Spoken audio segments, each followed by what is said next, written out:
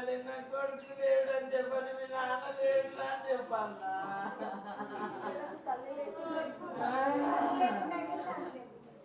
నాయనా నానా నానా నా తండ్రి నేనేం చేయాలి? నేనేం చేయాలి? అంటే బి సంతోషేనా అంటే బియ్యా మీ ఇంటి పేరు? మరి ఆయనకి ఏం కాలేదని చెప్తున్నారు? కుంభమేళా దైవ దర్శనానికి వెళ్ళి తిరిగి వస్తున్నటువంటి సమయంలో మినీ బస్సు బోల్తా కొట్టడంతో ఒక్కసారిగా అందులో ఉన్నటువంటి 9 మంది వ్యక్తులు నాచారానికి సంబంధించినటువంటి వాళ్ళుగా తెలుస్తుంది.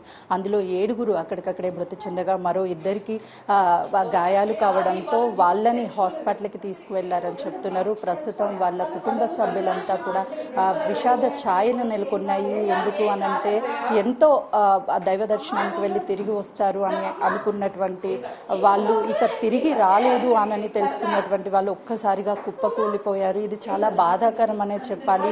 ఒకవైపు కుటుంబంలో ఉన్నటువంటి కొడుకుని కోల్పోయి తల్లి తల్లడిల్లిపోతుంది. రీసెంట్ గానే కోడలు చనిపోయింది. తనకి 2 పిల్లలు, ఆ చిన్న 2 పిల్లల్ని చూసుకోవడానికి ఎవరూ లేరు. ఇప్పుడు మమ్మల్ని అనాథులుగా చేశారు. అక్కడ ఏం జరిగింది ఏంటి అనేది తెలియదు అని చెప్తున్నారు. ఒకవైపు స్పృహ కోల్పోయి వాళ్ళు ఎంత తల్లడిల్లిపోతున్నారంటే ఆ బాధ వర్ణాతీతం అనే చెప్పాలి. ప్రస్తుతం చెప్పమ్మా, రీసెంట్ గానే ఒకవైపు కోడల్ని కోల్పోయారు, మరోవైపు ఈరోజు కొడుకు ఏమైందో తెలియదు. నా కొడుకు పోయిండు కదా, నేనేం చెప్పాలమ్మ? ఇంకా కోడలు పోయింది, కొడుకు పోయిండు, నా పిల్లలు అనాథలు అయిపోయిండ్రమ్మా. నా పిల్లలు, నాకు 2 మన్మలు, నా పిల్లలు నన్ను తీసుకుపోయి అన్ని బతికించుంటే బాగుండమ్మా. నా కొడుకు బంగారం అమ్మాడు, దేవుడేనమ్మా, వాడు దేవుడు. నా కొడుకు దేవుడమ్మా. చివరిగా ఎప్పుడు మాట్లాడారమ్మా? నేను రాత్రి మాట్లాడినమ్మా. రాత్రి మాట్లాడితే అమ్మ ఇంకా తానాలు అయిపోయినాయి, బయలుదేరినామమ్మ అంటే జాగ్రత్త బిడ్డ, మెల్లగా రండి, ఏం తొందర లేదని చెప్పినమ్మా. పొద్దుగాల 7:30కు ఫోన్ చేసిన, 7 గంటలకు చేస్తే ఎత్తలేదు ఫోను. ఇక మా బిడ్డ చేసింది పెద్ద ఆమె, అన్న 7:30 అన్న అని చేస్తే వెళ్తున్నామమ్మ, చాయ్ తాగేటందుకు పోయినామన్నాడు అంట. అంతే. ఇక తనతో పాటు ఎవరన్నా వెళ్ళారా అమ్మ? అసలు మాట్లాడారా వాళ్ళతో? అక్కడ ఏం జరిగింది, ఇప్పుడు బాబు ఎలా ఉంది అని? ఇప్పుడు వీళ్ళ ఆడబిడ్డ కొడుకు పోయిండు, అక్కడనే అది కుంభమేళకే పోతుంటే అదే ప్లేసులు ఉంటే ఆయనకు ఫోన్ చేసినాం. చేస్తే జరవో మామ గిట్ల ఉన్నాడట అంటే ఇంకా వీళ్ళ నాన్న ఆయన మాట్లాడండి వీళ్ళ నాన్న. ఇంకా వాళ్ళు ఏడుండ్రో తెలియదు అన్నాడు ఆయన. బాలకృష్ణ అని కొమ్మట ఆయన మేమిద్దరం ఈ హాస్పిటల్నే ఉన్నాము, మేము బాగానే ఉన్నాను, కాలు ఫ్రాక్చర్ అయ్యింది అన్నాడు ఆయన. నవీను మాట్లాడండి మా అల్లుడు. నా కొడుకు మాట్లాడలే. ఇక నా కొడుకు కేవలము మీ బాబుకి గాయాలు మాత్రమే అయ్యాయి, హాస్పిటల్లో అడ్మిట్ చేశారు, ఏం కాలేదు అని చెప్తున్నారు. మీకు ఎవరైనా చెప్పారా అలా? చెప్పలేదు, అట్లా చెప్పలేదు. నా కొడుకు నా కొడుకు 2 చిన్న పిల్లలు అడుగుతున్నారా? లేరు, వాళ్ళు హాస్టల్ ఉన్నారు. నిన్ననే మొన్న ఇంటికి వస్తే నిన్న నా చిన్న కొడుకు దోలిచ్చి వచ్చిండు. ఇంకా వాళ్ళకి ఏం తెలియదు. నా కొడుకు తండ్రి అంటే పంచ ప్రాణాలమ్మా. అది తండ్రి అంటే చాలా ఇష్టం వాళ్ళకు. బాధాకరం, ఎందుకంటే ఈ వయసులో నీకు కొడుకుని ఎంతో కొడుకు ఇంకేం చేయాలమ్మా? నేను ఎందుకమ్మా నాకు బతుకు? ఎందుకమ్మా నాకు? పిల్లలకి చెప్పారా అమ్మ? ఇంకా చెప్పలేదు. జస్ట్ గాయాలయ్యాయని మాత్రమే ఇన్ఫర్మేషన్ వస్తుంది. ఒకే కుటుంబంలోకి సంబంధించి 2 వెళ్ళారు, కానీ అక్కడ ఏం జరిగింది ఏంటి అని తెలియక తల్లడిల్లిపోతున్నటువంటి పరిస్థితి ఉంది. కేవలం గాయాలు మాత్రమే అయ్యాయి, అవుట్ ఆఫ్ ఇంజురీస్ ఎక్కువగా అయినప్పటికీ వాళ్ళని హాస్పిటల్లో అడ్మిట్ చేశారని మాత్రమే వస్తున్నటువంటి ఇన్ఫర్మేషన్. కానీ వేరే రాష్ట్రం కావడంతో అక్కడ ఎవరు కాంటాక్ట్లో టచ్లోకి లేకపోవడం వల్ల వాళ్ళకి ఏమీ అర్థం కాక అక్కడ పరిస్థితి అసలు ఏంటి, ప్రస్తుతం వాళ్ళు ఎక్కడున్నారు ఏంటి అనేది కనీస ఇన్ఫర్మేషన్ కూడా తెలియక ఒకవైపు చూస్తున్నాము. ఆ బాధ వర్ణాతీతం అనే చెప్పుకోవచ్చు. దేవుడికి ప్రార్థించడం తప్ప చేసేది ఏమీ లేదు, ఏమీ అయి ఉండదు అని చెప్పేసి వాళ్ళు అనుకుంటున్నప్పటికీ కానీ అక్కడ సిచ్యువేషన్ ఏ విధంగా ఉంది ఏంటి అనేది అర్థం కాక తల్లడిల్లిపోతున్నారు. తల్లి ఒకవైపు మనవళ్ళకి తల్లిని కోల్పోయారు, ఇప్పుడు తండ్రిని కోల్పోయారు, పిల్లలకి ఏమని చెప్పాలి, నాన్న ఎక్కడున్నాడు అని అడిగితే నేను ఏం చెప్పాలి అంటున్నారు. వీళ్ళు ఇప్పుడుకి ఈ కుటుంబ సభ్యులు తొందరగా ఎంత వీలైతే అంత త్వరగా ఇంటికి పంపించండి, మా పిల్లలు ఎలా ఉన్నారో, మా కొడుకులు ఎలా ఉన్నారో, మా భర్త ఎలా ఉన్నాడు అని చెప్పేసి ఒక్కొక్క కుటుంబంలో ఒక్కొక్క బాధాకరం అని చెప్పాలి.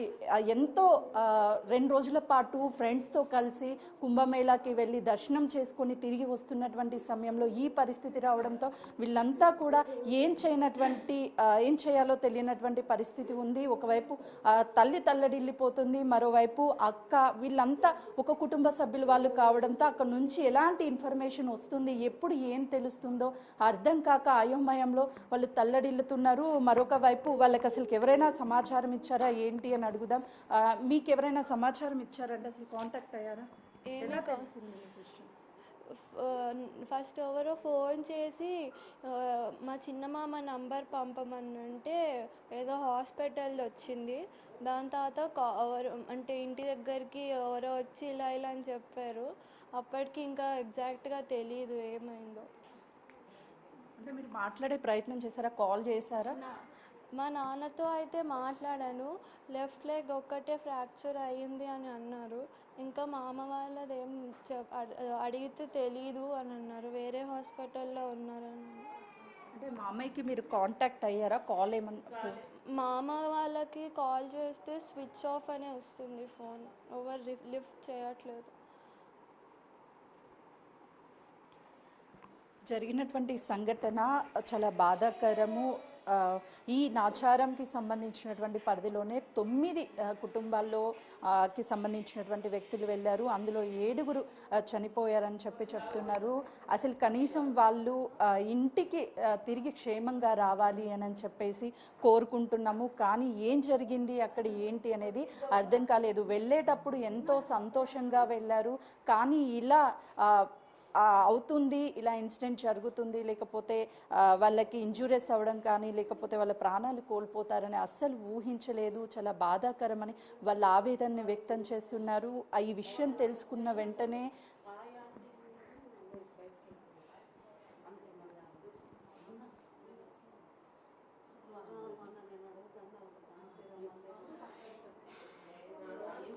నాచారం ప్రాంతంలో నుంచి కార్తికేయ నగర్ నుంచి 7 మొత్తం వెళ్ళారు. అంతా కూడా ఫ్రెండ్స్ అని చెప్తున్నారు. వీళ్ళంతా కలిసి వెళ్ళారు. కానీ ఇందులో ఉన్నటువంటి 7గురిలో చనిపోయినటువంటి వాళ్ళే ఎక్కువగా ఉన్నారు. 2కి మాత్రమే మేజర్ ఇంజూరీస్ అయ్యాయని తెలుస్తున్నాయి.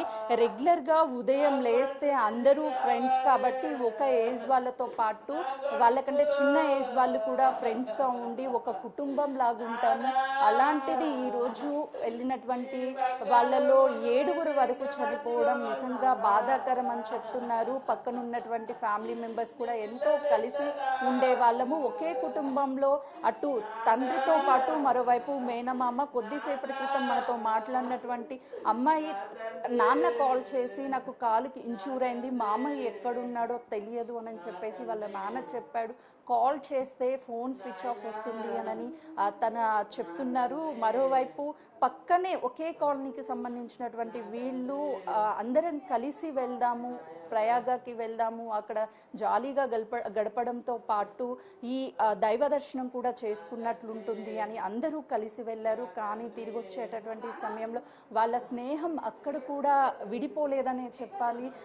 ఎంత కలిసి అక్కడికి వెళ్ళారో తిరిగి వచ్చేటప్పుడు కూడా అందరూ ప్రాణాలు అంటే మరణంలో కూడా స్నేహం బంధుత్వం వీడలేదు అని చెప్పేసి వీళ్ళు ఆవేదనతో పాటు బాధను వ్యక్తం చేస్తున్నారు. చిన్న చిన్న పిల్లల దగ్గర నుంచి అసలు ఏమైంది, ఏం జరిగింది వాళ్ళకి తెలియదు. కానీ వాళ్ళ తల్లిదండ్రులు ఏడుస్తుండడంతో ఆ పిల్లలు కూడా ఏం జరిగిందో తెలియకపోయినా సరే ఆ తల్లిదండ్రులు ఏడుస్తుంటే వాళ్ళు కూడా గుక్క పెట్టి ఏడుస్తున్నారు. వాళ్ళని ఓదార్చడము ఎవరి తరం కాదనే చెప్పాలి. ఒక కుటుంబంలో 2 విషాద ఘటనలు జరిగితే ఒక ఇష్యూ జరిగితేనే చిన్న కుటుంబంలో వ్యక్తులకి గాయమైంది తెలిస్తేనే తల్లి తల్లడిల్లిపోతుంది. కొడుకుకి ఏమైంది దగ్గర ఉండి చూడడానికి వెళ్ళడానికి కూడా పరిస్థితి లేదు. ఎక్కడో మధ్యప్రదేశ్ అంటే వేరే రాష్ట్రంలో జరిగినటువంటి ఘటన కాబట్టి పోలీసులు కావచ్చు, ఆ స్టేట్కి సంబంధించినటువంటి వాళ్ళందరూ సపోర్ట్ చేయాలి. వెంటనే చనిపోయినటువంటి వాళ్ళని నాచారంలోని తమ సొంత ఇళ్ళకి పంపించాలి. అక్కడ ట్రీట్మెంట్ అందుతున్నటువంటి వాళ్ళు ఎవరైతే ఉన్నారో వాళ్ళకు కూడా మెరుగైన ట్రీట్మెంట్ అందించాలి అని అంటున్నారు. మరోవైపు ఆ పిల్లలకి అసలుకి ఏం తెలియదు, కానీ పెద్దనాన్న అని చెప్పేసి ఆ పిల్లలు తల్లడిల్లిపోతున్నారు. ఈ ఘటన అందరినీ కలిచివేస్తుంది. ప్రస్తుతానికి వాళ్ళ కుటుంబంలో విషాద ఛాయలు నెలకొన్నాయి. ఎప్పుడు వస్తాడు పెద్దనాన్న, ఎక్కడికి వెళ్ళాడు అని పిల్లాడు తల్లడిల్లిపోతున్నాడు.